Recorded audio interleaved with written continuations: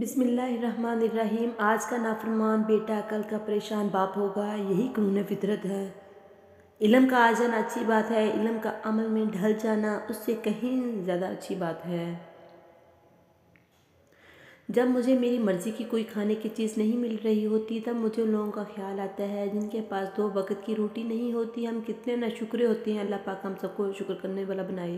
پلٹنا تو اسی رب کی طرف ہوتا ہے، مگر پلٹ کر اسے انعام کو پانا یا پھر اس کے عذاب کی سختی میں جھلسنا فیصلہ ہمارا ہے۔ میرے پیارے اللہ، بیماریاں طویل نہ کیجیے، ہمارے دل مرجھانے لگتے ہیں۔ آزمائشیں طویل نہ کیجیے، ہمارے ایمان ڈگمگانے لگتے ہیں۔ اللہ ہمارے اپنوں کو تکلیف دور کر دیجیے، ہم سے دیکھا نہیں جاتا۔ میں جانتی ہوں آپ اپنے بندوں سے بہت محبت کرنے والے اور رحم کرنے والے ہیں، مگر اللہ ایسا غم نہ دیجیے جس کی طوالت ہمارے دل کو مایوسی سے گھیر لے، کیونکہ ہم کمزور ناتواں ہیں۔ ہم پر رحم کیجیے، آپ سب رحم کرنے والوں میں سے سب سے زیادہ رحم کرنے والے ہیں۔ دنیا میں ہر چیز مل جائے گی، بس اپنے خدا پر یقین رکھ کر دیکھیں کہ آپ کی دنیا اور آخرت کیسے سنورتی ہے۔ اللہ جی، میں چاہتی ہوں کہ آپ مجھے خاص کر لیجئے۔ اللہ جی، مجھے آپ کی دوست بننا ہے۔ میں چاہتی ہوں اللہ لوگ جب میرے بارے میں بات کریں تو یہ کہیں کہ یہ اللہ والی ہے۔ سیدنا عائشہ رضی اللہ تعالیٰ عنہ بیان کرتے ہیں، روزے رکھنے کے لیے رسول اللہ صلی اللہ علیہ وسلم کو شعبان کا مہینہ سب سے زیادہ پسند تھا، پھر آپ اسے گویا رمضان میں ہی ملا دیتے تھے۔ اگر تم اپنے رب پر بہت زیادہ بھروسہ رکھتے ہو تو یہ بھی جان لو کہ تمہارا رب اسی بھروسے کو کبھی ٹوٹنے نہیں دے گا۔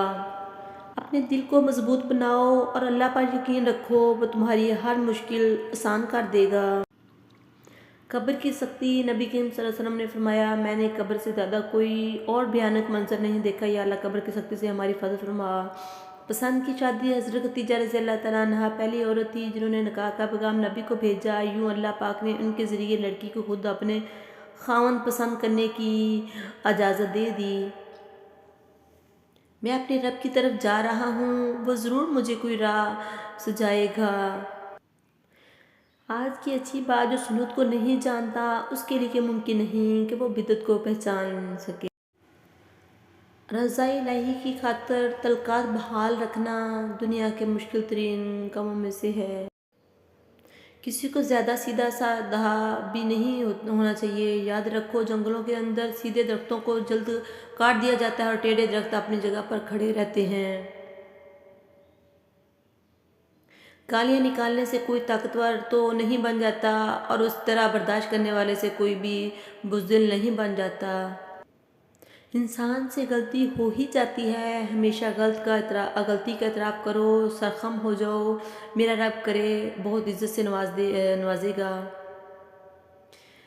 میں نے علم کی جستجو کی تو کچھ نہ کچھ مل ہی گیا، مگر ادب کی طلب ہوئی تو پتہ چلا اہل ادب تو گزر چکے ہیں۔ اللہ حافظ۔ اچھی بات شیئر کرنا صدقہ ہے۔